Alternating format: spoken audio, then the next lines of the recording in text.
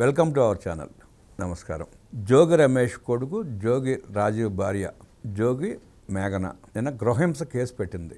జోగి రమేష్ ఇంట్లో ఉన్న 11 మంది కుటుంబ సభ్యుల మీద ఆమె కేసు పెట్టారు. పెళ్ళై 14 మాసాలు అయింది. 14 మాసాల్లోనే ఆమె బయటకు వచ్చి కేసు పెట్టిందంటే ఎంత దారుణంగా ఆమె పట్ల ఆ కుటుంబం వ్యవహరించడంలో అర్థమవుతా ఉంది. మేఘన పెట్టిన కేసు ఏంటి, జోగి రమేష్ కుటుంబం అంత దారుణంగా కట్నం కోసం హింసించడం ఏంటి, వీళ్ళు సమాజ ఉద్ధారకుల తెలుసుకు ప్రయత్నం చేద్దాం. విశ్లేషించడానికి మనతో పడుతున్నారు ప్రముఖ ఆర్థిక రాజకీయ సామాజిక విశ్లేషకులు కొత్త రవీంద్రబాబు గారు. వారిని అడిగి మనం విశేషాలు తెలుసుకుందాం. నమస్తే సార్. నమస్తే. జోగి రమేష్ ఒక రాజకీయ నాయకుడు, మాజీ మంత్రి, సమాజాన్ని బీసీ సామాజిక వర్గాన్ని నేనే ఉద్ధరించే అని చెప్పుకుని తిరుగుతూ ఉంటాడు. నిన్న కూడా ప్రెస్ మీట్ పెట్టి చాలా మాటలు మాట్లాడాడు. ఆ జోగి రమేష్ కొడుకు జోగి రాజీవ్, ఆ రాజీవ్ భార్య మేఘన, ఆమె నిన్న కేసు పెట్టింది, గృహహింస కేసు పెట్టింది. కుటుంబంలో ఉన్న 11 మంది నన్ను చిత్రవద చేస్తున్నారు, హింస పెడుతున్నారు, అదనపు కట్నం కోసం హింసిస్తున్నారంటే కేసు పెట్టింది ఆమె. ఆ కేసు ఏంటి, ఆ వివరాలు ఏంటి, 14 మాసాల్లోనే ఆమె బయటకు వచ్చి కేసు పెట్టాల్సిన పరిస్థితి ఎందుకు ఏర్పడింది అంటారు? ఇప్పుడు ప్రజాక్షేత్రంలో ఉండి మాజీ మంత్రిగా పనిచేసినటువంటి జోగి రమేష్ ఇప్పుడు వాళ్ళ కోడలు పెట్టిన కేసు మామూలు చిన్న విషయంగా చూడకూడదు. ఆయనకి గతంలో ఓట్లు వేసి గెలిపించుకున్న ఓటర్లు కానీ ఆంధ్రప్రదేశ్ రాష్ట్ర ప్రజలు కానీ సిగ్గుపడేట్టుగా వ్యవహరించారు ఆ కుటుంబ సభ్యులు అనేది ఇప్పుడు వెలుగులోకి వచ్చింది. ఇందులో డిఫరెంట్ యాంగిల్స్ ఉన్నాయి. మనం ఒకటి పొలిటికల్ యాంగిల్, 2 మానవీయ కోణం, 3వది లీగల్ యాంగిల్. ఇట్లా మనం పార్టీలకు అతీతంగా వీళ్ళు ఈ కుటుంబ సభ్యులు కానీ జోగి రమేష్ చేసిన ఈ పరిస్థితి మనం ఒకసారి విశ్లేషణ చేయవలసి వస్తే, ఈమెకి మీరు అన్నట్టుగా వాళ్ళ పెద్ద కొడుకుతో మేఘనాకి 2025 మే 28న వివాహం అయింది. పెళ్ళైన తర్వాత 1 మంత్, జస్ట్ 1 మంత్కే ఇంట్లో నుంచి హింసించి చంపబోయి బయటికి దొబ్బేశారు. 1 మంత్ మళ్ళీ బ్యాక్ వెళ్ళిపోయింది ఆమె కోదాడ పుట్టింటికి, వెళ్ళవలసి వచ్చింది, తరిమేశారు. ఎందుకు రీజన్ అంటే ఆమె చెప్పిన అలిగేషన్స్ నేను చెప్పేది అంటే పోలీసు వాళ్ళకి ఆమె ఇచ్చిన సమాచారం మీద నేను మాట్లాడుతున్నా. 5 కోట్లు అడిషనల్ కట్నం కావాలి అని హింసించారు. దానివల్ల ఓకే, హింసించటం ఒకటి, చంపే ప్రయత్నం చేయటం ఒకటి, 2. 3వది ఇవి జనరల్గా భార్యాభర్తలకి సంబంధించి భర్త ఒక్కడే చేశాడంటే కొంతవరకు మనం ఆలోచించవచ్చు, ఇంకేమన్నా రీజన్స్ ఉన్నాయా అని మనం ఆలోచన చేయవచ్చు. కానీ ఇక్కడ అభియోగాలు ఏంటంటే జోగి రమేష్, ఆ రమేష్ భార్య, పెద్ద కొడుకు, చిన్న కొడుకు, వాళ్ళ కూతురు ప్రియాంక, జోగి రమేష్ బ్రదర్ రాము వాళ్ళ వైఫ్, ఇట్లా మొత్తం కుటుంబం మొత్తం 11 పేర్లు పెట్టి నన్ను చంపే ప్రయత్నం చేశారని ఒక మహిళ రోడ్డు మీదకి వచ్చి పెళ్ళైన నెల రోజులకే ఇంటికి పంపించారు అని అంటే చిన్న విషయం అండి ఇది. అంటే సమాజానికి ఏం మెసేజ్ ఇస్తున్నావు? కోడల్ని టార్చర్ పెట్టి హింసించి వరకట్న వేధింపులకు గురి చేసినటువంటి ఒక ఫ్యామిలీ, ఒక వ్యక్తి రాజకీయాల్లో ఉండటానికి అర్హుడా అనేది ప్రధానమైన ప్రశ్న. ఇప్పుడు కేసు విషయాలు మనం ఒకసారి చూసినట్టయితే మొదలుగా ఈమె పెట్టిన అంశాల మీద మనం వివరణ తీసుకోవాల్సి వస్తే 3 రకాల డిఫరెంట్ చట్టాలు ఇక్కడ అప్లికబుల్ అవుతున్నాయి. ఒకటి BNS చట్టం, 2 గృహహింస అంటే డొమెస్టిక్ వైలెన్స్ యాక్ట్, 3వది ప్రొహిబిషన్ ఆఫ్ డౌరీ యాక్ట్. ఈ 3 రకాల చట్టాల ప్రకారం సెక్షన్స్ పెట్టే పరిస్థితి వచ్చింది. ఒకటి కాదు, ఇది చాలా స్ట్రాంగ్ అండి కేసు, లైట్గా తీసుకునే వ్యవహారం కాదు. అంటే ఫర్ ఎగ్జాంపుల్ BNSలో ఆమె చెప్పిన దాని మీద section 85, section 86, section 115, section 351, section 352 కింద కేసు పెట్టారు. ఒకటి. 2వది protection for women from domestic violence act 2005. ఈ యాక్ట్ ప్రకారంగా సెక్షన్ 18, సెక్షన్ 19, సెక్షన్ 20, సెక్షన్ 22 కింద కేసు పెట్టారు. ఇంతటి తాగల డౌరీ ఇచ్చినా తీసుకున్న నేరమే. డౌరీ ప్రొహిబిషన్ యాక్ట్ 1961లో సెక్షన్ 3, సెక్షన్ 4, సెక్షన్ 6 కింద కేసు పెట్టారు. దీంతో పాటుగా హత్యాయత్నం కూడా చేశారు కాబట్టి అదొక స్ట్రాంగ్ సెక్షన్ కూడా నమోదైంది BNSలో. సో ఈ కేసు లీగల్గా ఆలోచించినప్పుడు ఈ సెక్షన్స్ అన్నిటి మీద ఈ 11 మందిలో ఎవరి రోల్ ఏంటి, ఎవరు ఇంటెన్సిటీ ఎక్కువ ఉంది అనేది అప్రాప్రియేట్గా ఆ సెక్షన్స్ ఆ ఇండివిజువల్ నిందితులకి పెడతారు. ఇవన్నీ చూస్తే లీగల్ యాంగిల్గా సుమారుగా 5 సంవత్సరాల వరకు శిక్ష పడే సెక్షన్స్. ఇవన్నీ సీరియస్ మ్యాటర్ ఇది. అంటే ఎవరి మీద ఏ సెక్షన్ ఇంటెన్సిటీ అనేది దర్యాప్తులో తేలుతుంది, ఎందుకంటే డాక్యుమెంట్స్ ఎవిడెన్సెస్ ఉంటాయి కాబట్టి. సో వీళ్ళు ఇంతకు ముందు జోగి రమేష్ ఫ్యామిలీ నేపథ్యం మనం ఒకసారి చూసుకుంటే రాజకీయ పరంగా ఒకసారి విశ్లేషణ చేయవలసి వస్తే, ఈ రాజీవ్ జోగి రమేష్ కొడుకు ఎవరైతే ఉన్నారో అగ్రిగోల్డ్ భూముల్ని అక్రమంగా ఆక్రమించుకొని అమ్మేసుకొని లబ్ధి పొందాడు అన్న కేసులో జైలుకి వెళ్ళొచ్చి బెయిల్ మీద బయటకు వచ్చాడు. ఆ చరిత్ర ఉంది.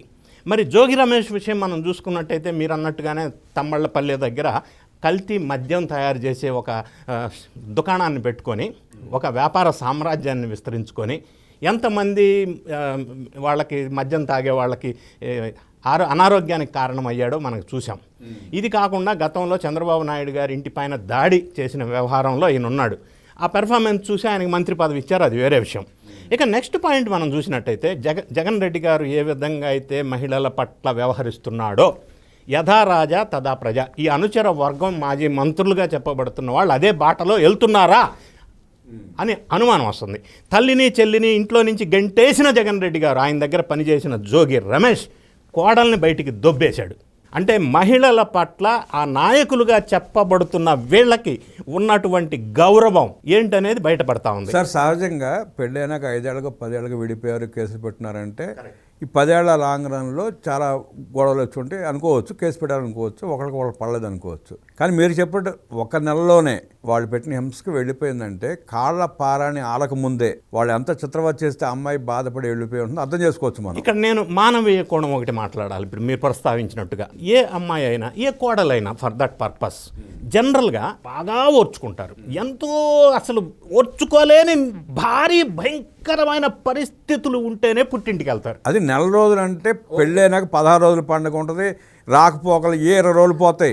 రెండోది మీరు చెప్పినట్టుగా నెల రోజులు. మూడో పాయింట్కి వస్తాను నేను. భార్యాభర్తల మధ్య విభేదాలు అని అనుకుంటే మరి కుటుంబ సభ్యులు 11 మంది ఎందుకు ఇన్వాల్వ్ చేస్తారు? ఆ భార్యాభర్తల వ్యవహారం కాదు ఇది. అడిషనల్గా 5 కోట్లు కట్నం కావాలని డిమాండ్ చేశారని ఆమె చెప్తుంది. అంటే ఇప్పుడు భార్యాభర్తల మధ్య జరిగిన అంటే లొల్లి కానీ పంచాయతీ కానీ మిస్అండర్స్టాండింగ్ కానీ కాదు. కుటుంబం మొత్తం కలిసి అమ్మాయిని హింసించారు. కలిసి హింసించారంటే ఆ కుటుంబం మెంటాలిటీ ఏంటి, మానవత్వం ఎక్కడ వచ్చింది, మహిళల మీద గౌరవం ఎక్కడ ఏడ్చింది వీళ్ళకి, అది ఒకటి. రెండోది పదవి పోయిన తర్వాత జరిగినటువంటి ఈ ఘటన. అదే పదవి ఉంటే దీన్ని మేనేజ్ చేసి ఉండేవాళ్ళ? కేసే బుక్ అయ్యేది కాదు కదా. రెండో అంశం, ఆమె ధైర్యంగా ఇప్పటికీ బయటకు వచ్చి కేసు పెట్టింది. మూడో అంశం, ఇప్పుడు జగన్మోహన్ రెడ్డి గారు ఫ్రెష్గా బయటికి వచ్చేసి అన్యాయంగా అక్రమంగా ఎవరి మీద కేసులు పెడితే ఓదారుస్తాడు. మరి ఇప్పుడు జగన్మోహన్ రెడ్డి గారు ఈరోజు ఈ సంఘటనలో బాధితురైన మేఘనని ఓదారుస్తాడా? దానికి కారణమైన జోగి రమేష్ కుటుంబాన్ని ఓదారుస్తాడా? ఏం మెసేజ్ ఇస్తున్నారు సమాజానికి జగన్ రెడ్డి గారు, జోగి రమేష్ లాంటి వాడు? ఇక్కడ మనం చూస్తే సిదిరప్పలరాజు కొడుకు ఒక బీసీ బిడ్డని యాక్సిడెంట్గా చంపేస్తే సిదిరప్పలరాజు వెళ్ళి ఆ కేసును తారుమారు చేసి తన కొడుకు స్థానంలో ఇంకొక బిడ్డని ప్రవేశపెట్టి కేసును మాఫీ చేసే ప్రయత్నం చేస్తే జగన్మోహన్ రెడ్డి వచ్చి సిదిరప్పలరాజును సమర్థిస్తూ మాట్లాడాడు. ఇంత జరిగిన తర్వాత రేపు కూడా జోగి రమేషే కరెక్ట్, జోగి రమేష్ కొడుకు రాజీవే కరెక్ట్, ఆ పిల్లే దుర్మార్గురాలని చెప్పగల దుర్మార్గుడు కూడా జగన్ రెడ్డి. ఇంత జరిగిన తర్వాత మరి జగన్ రెడ్డి గారు దానయ్య కుటుంబాన్ని ఎందుకు ఓదార్చలేదు? ఓదార్చడు. మరి అది కదా పూర్ ఫ్యామిలీ కదా, చనిపోయింది వాళ్ళు కదా, బాధితులు వాళ్ళు కదా. అంటే పూర్ ఫ్యామిలీ కాబట్టి అతని వల్ల ఆ కుటుంబం వల్ల జగన్ రెడ్డికి ఉపయోగం లేదు కాబట్టి సిదిరి అప్పలరాజు లాంటి దుర్మార్గుడిని కాపాడుకుంటే 4 ఓట్లు వస్తాయి, తద్వారా లబ్ధి పొందొచ్చిన ఉద్దేశంతో రాజకీయ ప్రయోజనాలు ఆలోచించే తప్ప అవతల పేదవర్గం పేద కుటుంబం అన్న సోయి జగన్ రెడ్డికి ఉండదు.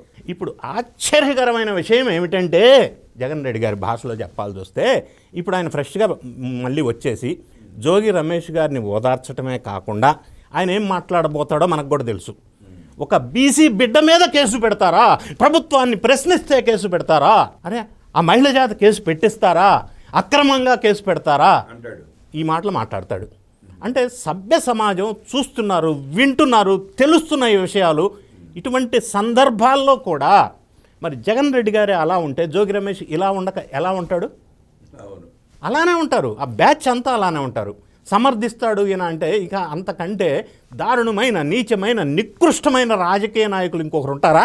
అసలు రాజకీయాల్లో వీళ్ళు ఉండటం అవసరమా? ఉండకూడదు, రాష్ట్రంలోకి రానివ్వకూడదు, మళ్ళీ ఎలక్షన్ అనే పేరు ఎత్తకుండా ప్రజలు తరిమి కొట్టాలి.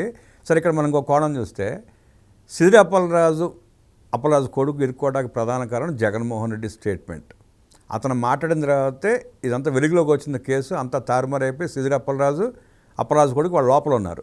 జైల్లో ఉన్న సిదిరి అప్పలరాజుని ఇంతవరకు పలకరిస్తారు జగన్మోహన్ రెడ్డి వెళ్ళి. పిన్నెల్లి రామకృష్ణారెడ్డి ఎలక్షన్ టైంలో ఎలక్షన్ కమిషన్ మీద దౌర్జన్యం చేసి ఆ బాక్సులు పగలగొట్టి సబ్ జైలు ఉండి పలకరించి వచ్చాడు. కాకాని గోవర్ధన్ రెడ్డి కేసులు ఎరుక్కుంటే వెళ్ళి పలకరించి వచ్చాడు జైలుకి, సబ్ జైలుకి వెళ్ళి వచ్చి. అట్లాగే విజయవాడ సబ్ జైల్లో ఉన్న కొంతమంది నాయకులు మాత్రం పలకరించాడు. ఇది సెలెక్టివ్గా. ఏ బీసీ నాయకుడు దుర్మార్గుడు కావచ్చు, దుష్టుడు కావచ్చు, ఏ నేరమని చేయొచ్చు, అలాంటి మాత్రం ఇంతవరకు పలకరించాడు జగన్మోహన్ రెడ్డి సబ్ జైలుకి వెళ్ళి. అంటే ఇక్కడ మీరు అన్న దాంట్లో సునిశ్చితంగా పరిశీలించినట్టయితే జగన్మోహన్ రెడ్డి ఒకటి అన్యాయాలు, అక్రమాలు, దౌర్జన్యాలు చేసిన వాళ్ళకి అండగా ఉంటాడు, నంబర్ 1. నంబర్ 2 ఏంటంటే ప్రతిసారి అరెస్ట్ జరిగినా, కేసు పెట్టినా కులం కార్డు ఒకటి తీసుకొస్తాడు. సెలెక్టివ్గా చూసుకుంటాడు. మళ్ళీ మూడోది ఎవరైతే లిక్కర్ స్కామ్ లాంటి స్కామ్స్లో జైల్లో ఉన్నారో వాళ్ళని పరామర్శించడం మీరు గమనించినట్టయితే. అంటే కొన్ని సటన్ సెలెక్టివ్ కేసు వాళ్ళని కూడా పరామర్శిస్తే ఆ సబ్జెక్ట్కి వెళ్తే లింక్ సెట్ అయిపోద్ది అన్న ఉద్దేశంతో భయపడి వెళ్ళా అంతే. అది ఈయన మెడకి చుట్టుకుంటుంది అని ఇప్పుడు చుట్టుకుంటుంది. కానీ అది అటువంటి చేయలేదు. మరి లిక్కర్ స్కామ్లో వెళ్ళిన వాళ్ళని పరామర్శించాల కదా. అయితే ఇప్పుడు మీరు అన్నట్టుగా సీదిరి అప్పలరాజు విషయంలో కేసు అంతవరకే పరిమితమైన సందర్భంలో ఆయన మీడియాకు వచ్చి దాన్ని పెద్ద లైమ్ లైట్లోకి తీసుకొచ్చాడు. ఆ దెబ్బతో అది ఇంకా స్ట్రాంగ్ అయిపోయింది. సరే, అరెస్ట్ చేశారు, అది వేరే విషయం. నెక్స్ట్ జరిగేది ఏంది? ఈయన చేసింది ఏంటి? కులం కార్డు తీశాడు. అక్కడ మత్స్యకారులు అన్నాడు, డాక్టర్ అన్నాడు.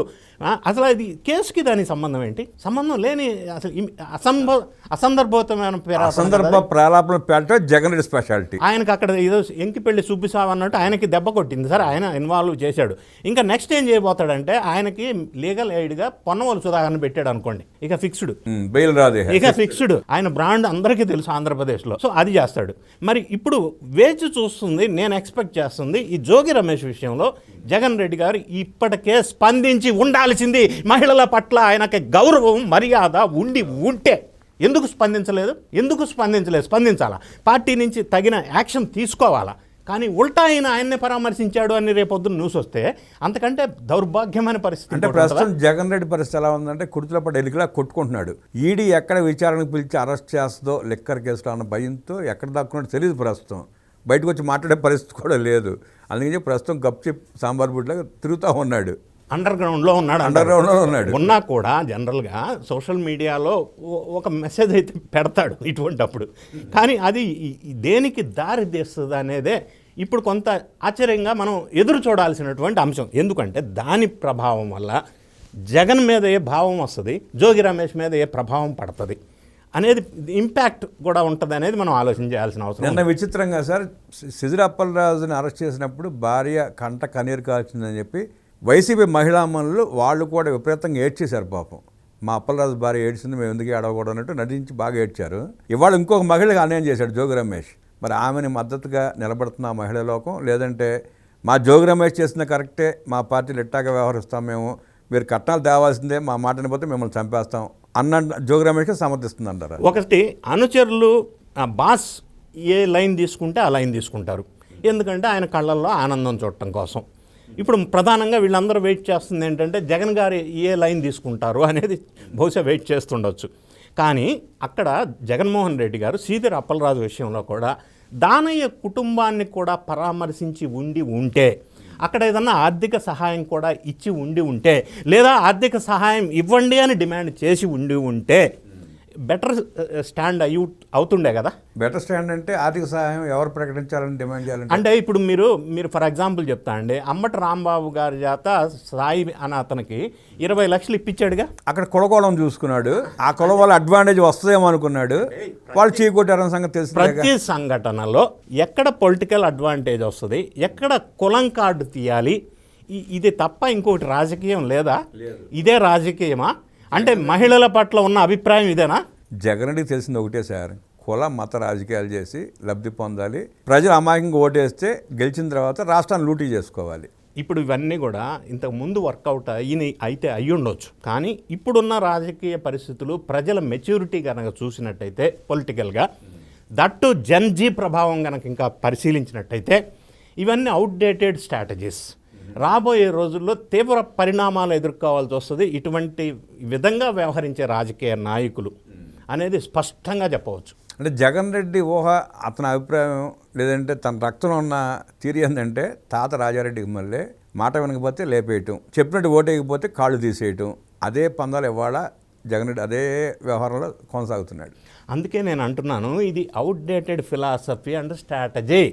ఇప్పుడున్న జన్జీ ప్రభావం, ఈ మాట ఎందుకు అంటున్నానంటే ఇప్పుడు రాజకీయంగా భారతదేశంలో జరుగుతున్న పరిస్థితులు మనం గమనించినట్టయితే ఆఖరికి మోడీ గారు కూడా జన్జీ గురించి మాట్లాడుతున్నారు.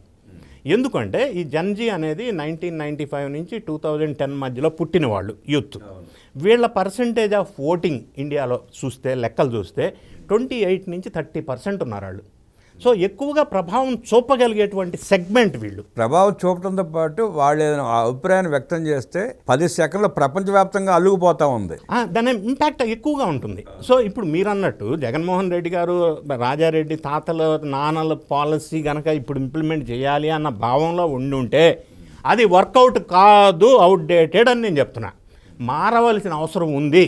అందరూ గమనిస్తున్నారు. సబ్జెక్ట్ అందరికి ఇప్పుడు ఫాస్ట్గా తెలుస్తుంది, రీచ్ అవుతుంది because of social media impact. Sir, మీరు మేఘన పెట్టిన కేసు సెక్షన్ చాలా చెప్పారు మీరు. ఆ 11 మంది మీద, ఆ కుటుంబం మీద పోలీస్ వారు ఇప్పుడు నోటీసులు ఇచ్చి పిలిచి విచారించి వదిలేస్తారా, లేదంటే ఆ సెక్షన్ ప్రకారం అరెస్ట్ చేసే అవకాశం ఉందా? ఇక్కడ first step as per the legal procedure, ఈమె పెట్టిన దాన్ని ఎఫ్ఐఆర్ రిజిస్టర్ చేసిన తర్వాత అప్రాప్రియేట్ సెక్షన్స్ పెట్టిన తర్వాత based on the prima facie documentary evidences తర్వాత అందులో ఉన్న నిందితులు అక్యూజ్డ్ని 1 by 1 పిలిచి విచారణ చేస్తారు.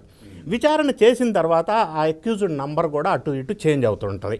తర్వాత వాళ్ళ మీద ఉన్న సెక్షన్స్ కూడా ఇంకా మార్చవచ్చు, పెరగవచ్చు, తగ్గవచ్చు. మూడోది, అందరికీ ఒకే కామన్ సెక్షన్స్, ఒకే శిక్ష ఉండదు. ఎందుకంటే ఒక్కొక్కరి రోల్ ఒక్కొక్క రకంగా ఉండి ఉంటుంది. ఒక మనిషి రోల్ ఎక్కువ ఉండి ఉంటుంది, ఒకరు తక్కువ ఉండి ఉంటుంది. ఆ ప్రకారంగా విచారణలో వెలుగులోకి వచ్చిన తర్వాత ఫైనల్గా ఛార్జ్ షీట్లో ఈ డీటెయిల్స్ అన్నీ ఫైనల్గా వెలుగులోకి వస్తాయి. కానీ ఏదేమైనా కూడా ఈ మొత్తం సెక్షన్స్ పరిశీలించినట్టయితే అభియోగాలను బేస్ చేసుకొని అందరికీ కుటుంబ సభ్యులకి ఇబ్బందికరమైన పరిస్థితులు ఎదురయ్యే అవకాశం అయితే స్పష్టంగా ఉంది. మరి దీని మీద సమాధానం చెప్పవలసింది జోగి రమేష్ కుటుంబం ఒకటి. రెండోది, ఆ పార్టీ అధ్యక్షుడు జగన్ రెడ్డి గారు ఏమి సమాధానం చెప్తారు ఇప్పుడు అనేది తేలవలసిన అవసరం ఉంది. ఇప్పుడు ఆమె పెట్టిన కేసులో డాక్యుమెంట్ ఎవిడెన్స్ ఉండే అవకాశం లేదు. ఆమె చెప్పింది వినడం, లేదంటే నెల రోజుల్లో ఆమె బయటికి వెళ్ళిపోయి హింసించబడే అమ్మాయి కేసు పెట్టిందంటే దాన్ని ప్రామాణికంగా తీసుకోవాలి తప్ప డాక్యుమెంట్స్ ఏముంటాయి? అంటే కొన్ని సందర్భాల్లో ఎలా ఉంటుందంటే, ఫర్ ఎగ్జాంపుల్ చెప్తా, 5 కోట్లు అడిషనల్గా కట్నం కావాలని ఒక నెల రోజుల్లోనే వేధించారు అని ఆమె వాపోతా ఉంది. అంటే దానికి ఇంటర్నల్గా ఏం జరిగింది? పెద్ద మనుషుల మధ్య ఏమన్నా ఇటువంటి పంచాయతీ జరిగిందా, లేదు ఏమన్నా రాసుకున్నారా, మ్యూచువల్ అండర్స్టాండింగ్ ఇటువంటి ఏదన్నా కొన్ని ఉన్నాయా, లేదా ఈమెమన్నా సీసీటీవీ వీడియో ఫుటేజెస్ ఏమన్నా ఉన్నాయా? అంటే అంతకుముందు జరిగిన లావాదేవీలు కూడా తెలిసే అవకాశం ఉంటుందా? ఇవన్నీ కూడా ప్రైమా ఫేసి ఏమన్నా అవైలబుల్ ఉన్నాయా లేవా అనేది మనం it is too early to confirm. Bias అది నిర్ధారణలో తేలవలసినటువంటి అవసరం ఉంది. ఇప్పుడే వెంటనే అన్ని వెలుగులోకి రావు. విచారణ చేస్తున్న సందర్భంలో ఇంకా కొన్ని వస్తాయి. ఇంకొకటి ఏంటంటే ఇందులో ఇంకా కొన్ని పేర్లు కూడా రావచ్చు, యాడ్ అవ్వచ్చు. మనం అది చెప్పలేము. దాన్ని బట్టి పూర్తి స్థాయి రిపోర్టు తయారవుతుంది. కాళ్ళ పారాని ఆరకముందే నెల రోజుల్లో ఆ అమ్మాయి బయటికి వెళ్ళిపోయిందంటే జోగి రమేష్ కుటుంబం ఆ అమ్మాయిని అన్ని చిత్రవిధాలు గురి చేస్తుందో అర్థమవుతూ ఉందని, ఆమె పెట్టిన కేసులో అడ్డంగా జోగి రమేష్ కుటుంబం ఇరుక్కుంటుంది, జైలు పాలు కాక తప్పదంటూ విశ్లేషించిన రవీంద్రబాబు గారికి ధన్యవాదాలు తెలియజేస్తూ నమస్కారం.